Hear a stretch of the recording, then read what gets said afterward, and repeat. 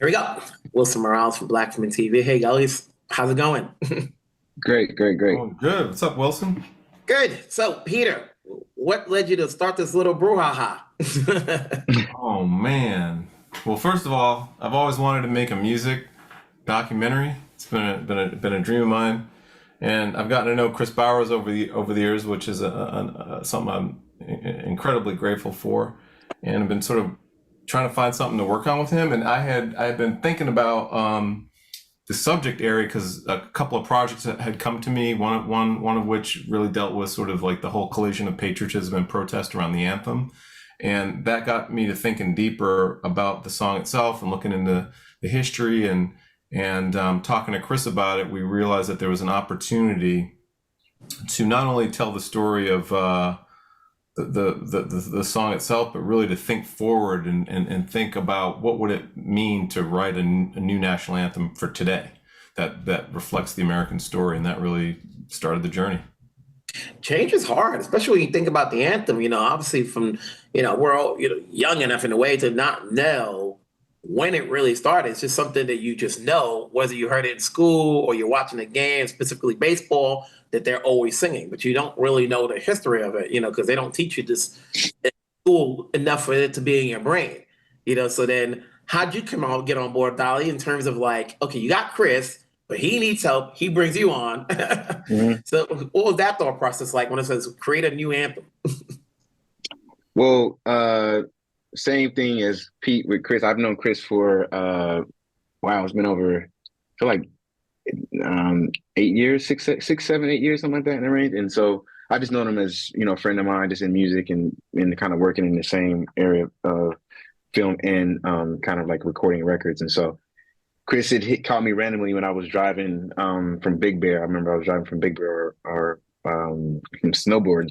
And Kris was like, "Hey man, I got this idea. I'm doing this documentary. We're starting this documentary around the national anthem, and we're thinking about doing this whole journey and traveling and learning about the music in America, but also too trying to reimagine the anthem for today's times." And I was kind of like, "Okay, this seems interesting. This seems cool." And then it was kind of like a thing of like, I don't know if more of the controversy aspect of it, like, man, me doing something different, there's always going to come the backlash of it. But in some ways I was like, oh, that's actually kind of cool because there's just the idea of, change, and it kind of not just changing something, but also too learning about where the anthem's from, where it comes from, where it originated, why it's our anthem, why it became like our, routine. Because I realized in doing this film and working on this film was that, a lot of it is routine. You know what I'm saying? There's a lot of education aspects that you don't really get.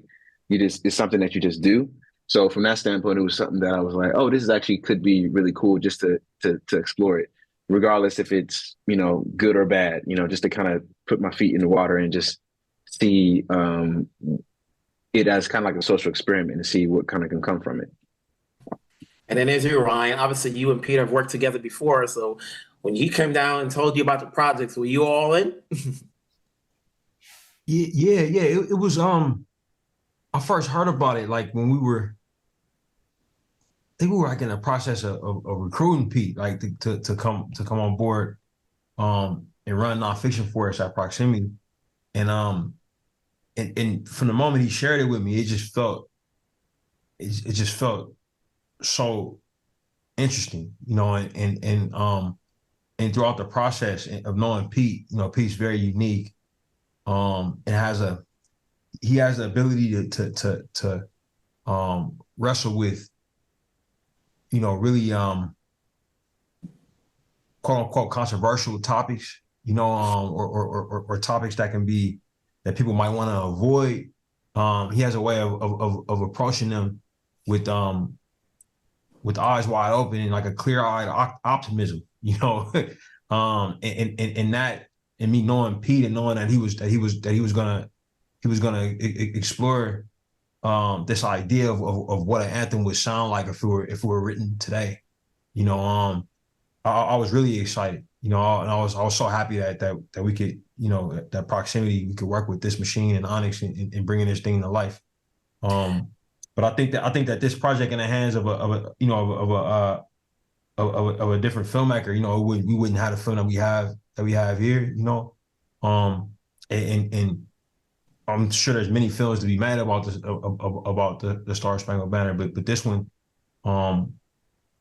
is so interesting in that it questions, how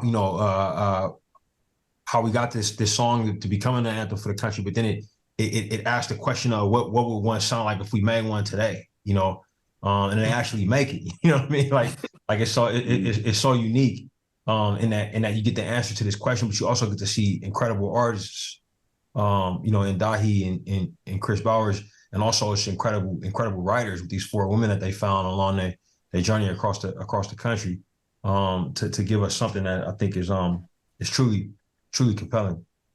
And I'm not gonna lie, Wilson. Like I'm a little bit impulsive. Like sometimes I get ideas and I just do them. But this is one of those situations where people, when I described the idea, it was like dominoes falling.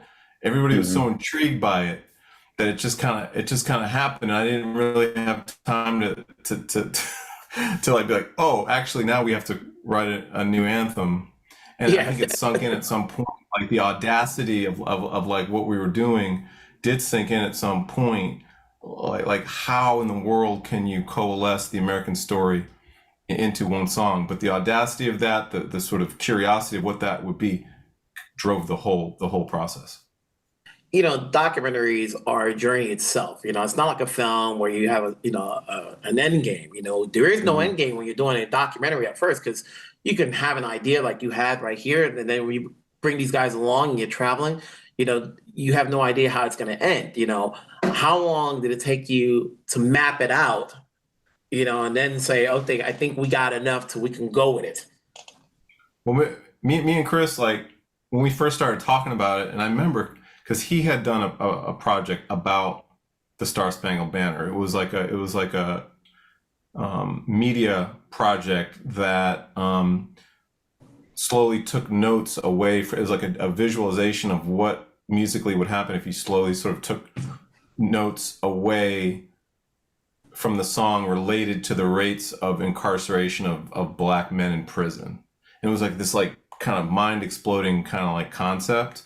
And so he had already, in his own artistic way, kind of inquired along these lines. And that's when I knew, I found out after we started talking about it, that he had worked on this project. And initially we were a little bit more oriented in the history of the song itself, the Star-Spangled Banner.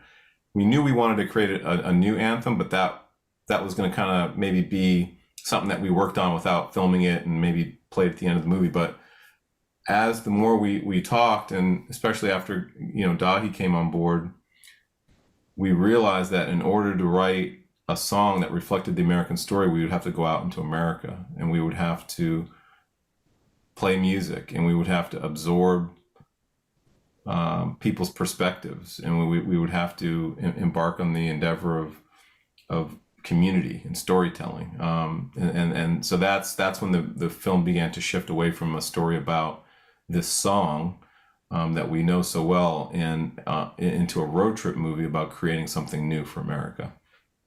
Dahi, what was your experience, obviously going through different cities and having people's take on the Star-Spangled Banner? Obviously, this country is so different. Everybody's going to have a different take. And how did that influence you to what you wanted to create with your background? Well, I think just the initial, my role as a producer, and I always take this into my work, is to just be able to listen and kind of hear what's happening in the room, and from that, conversations or experiences of that's going on, I kind of take that whatever people's talking about or saying, and try to make something from that. And I think that was the mindset I took into the road trip, because I knew specifically there was going to be genres that I didn't really know about. Like my background is in, soul, R&B, alternative rock. Those are the things that I'm influenced by in my musical styles and things. But, country music and, native music, blues. There's so many things that I've touched on and hinted on. I know songs, but I never lived the experience of like these people. And so just kind of going into these rooms, it was just like, okay, let me just listen and kind of hear what they have to say about obviously the Star-Spangled Banner, but also about, you know, the specifics of, you know, what that genre of music means to them and what it does for them and what it means to kind of like live it. Because that was the thing we about this road trip, we realized people live it, you know, like even going to Mississippi and kind of going to the juke joints and just literally seeing the how the music, like it was almost like a time warp, whereas like it felt like obviously it's 2020. I think we did it in 2000 and a few years ago, but 2000 it's the 2020s, and you go there and it's like it doesn't feel necessarily that. It feels like, oh, like I'm in, you know, another time period, you know, a little bit, just in the sense of like the camaraderie of a smaller town and people kind of know each other. And you know, I live in a big city, so it's like it's just little interaction like that. You learn a lot around just like how people communicate and what the music is, almost as a place of community, and people come together in this space to like create something.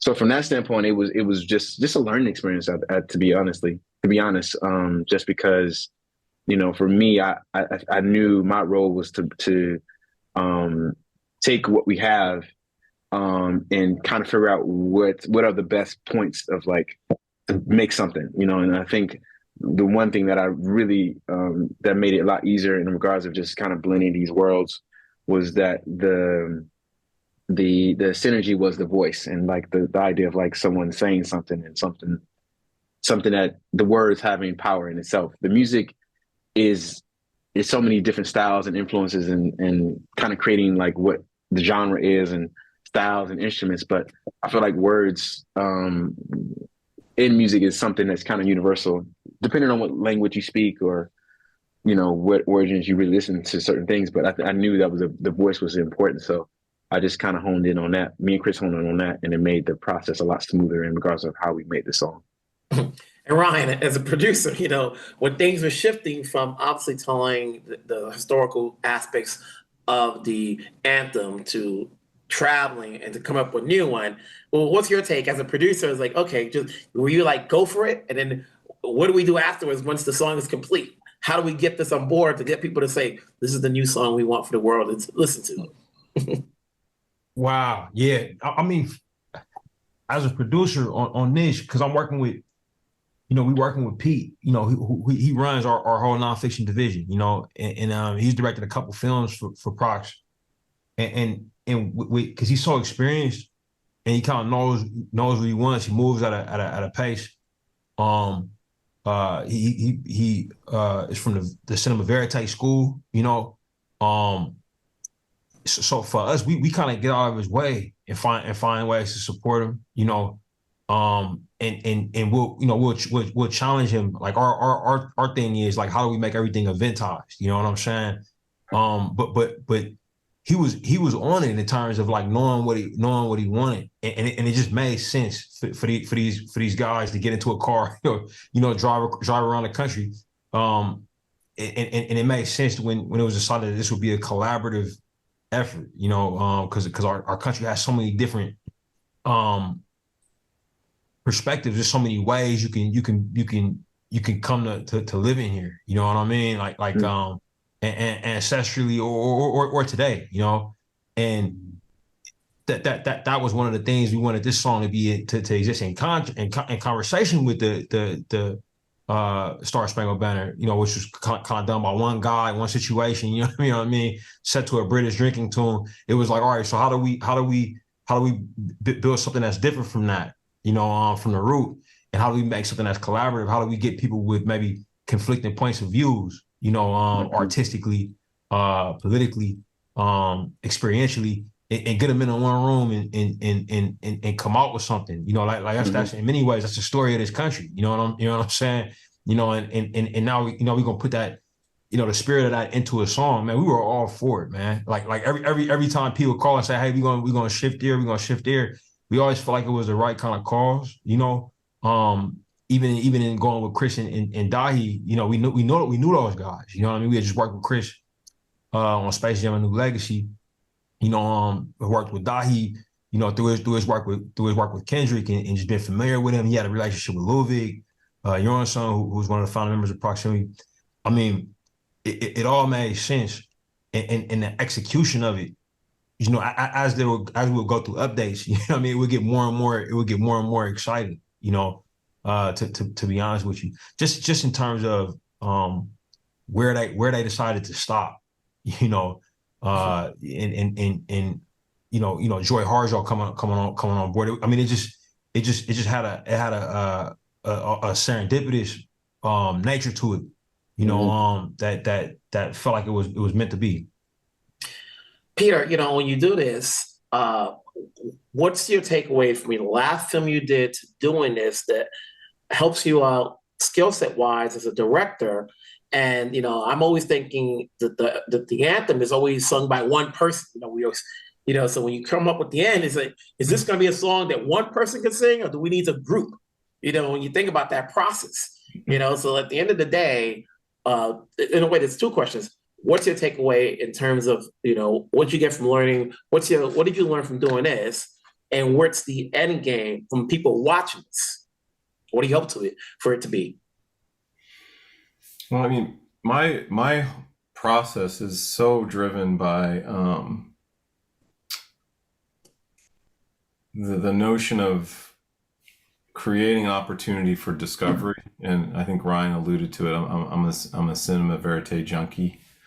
I you know, built my foundation as a storyteller on allowing things to be revealed in front of the camera, and I often shoot my own films, and that's what ultimately began to sort of tilt this film toward that road trip concept. I think naturally, and you know, I can't but think about my own life, you know, as it relates to the stories that I'm telling, the lessons that I'm, you know, as I get older, and, you know, raising kids, and, you know, being the son of, you know, a mom, you know, who's having health issues, and, you know, life is hard, you know, life is unexpected. Life is surprising. It's challenging. It's beautiful. It's all those things. And I think this was for me a reminder of particularly how, you know, when we got in that writer's room, people didn't hesitate to express their opinions, you know, on things, even if it meant conflict. And it was for me a reminder that we need to learn how to sit in those difficult spaces more. Dahi has one of the classic lines of the movie that gets one of the biggest reactions from audiences, which is America needs therapy, you know. And I you know, I think it's an important, you know, the notion of therapy is so much about distress tolerance, and, you know, sometimes it's couples therapy, sometimes it's family therapy. So much therapy is either about internal conflict or conflict within a family. And, you know, with our family, we try to work hard to move through these disagreements and to see through those, and be reminded of, you know, the love that we might have for each other, or if we disagree, why. And so I think that's something that I hope that audiences can take away as a reminder of that one thing, but also an inspiration. I'm hoping that this film, more than any film that I've ever made, because trust me, I don't know if Ryan or Dahi, like when you've finished a movie or a song, whether how often you think, oh man, if I could do that again, but just do this slightly differently, you know, what would the film be? This film, more than any, you could remake this film 10 times and you get 10 different results that might be just as illuminating. And to me, that is really exciting. That I'm hoping that the audience can be inspired by this to take away and carry on the conversation, whether they do a cover of the song for themselves, whether it's one singer who sings all the parts, or whether it's a chorus that comes together. We had Sing Harlem did a performance of their choir in New York City. They did a performance after our screening at Tribeca, and it was like magical and very emotional for me to watch the movie, you know, relive the endeavor that we embarked upon, and then to see this choir in Harlem render it in their own voice collectively was very powerful. And so I'm hoping that there can be some inspiration for people to take this song, which is, we worked really hard to make it available in the public domain with this machine, our co-producer. The song is available to be reimagined, repurposed, remixed, what have you. So that's my question. Like, what does it take to wrap it up? Where does it go? Like, what would it take to have a new anthem? Like, does it take legislators? Does it take signatures? Well, and we alluded to that in the movie, in that even the Star-Spangled Banner is in an active legislature. It's just the people make it the song. It's a cultural cohesion. It's something that naturally just occurs. And while there are very intentional questions being asked, there are statues being taken down. There are buildings being renamed. There are flags that are being changed.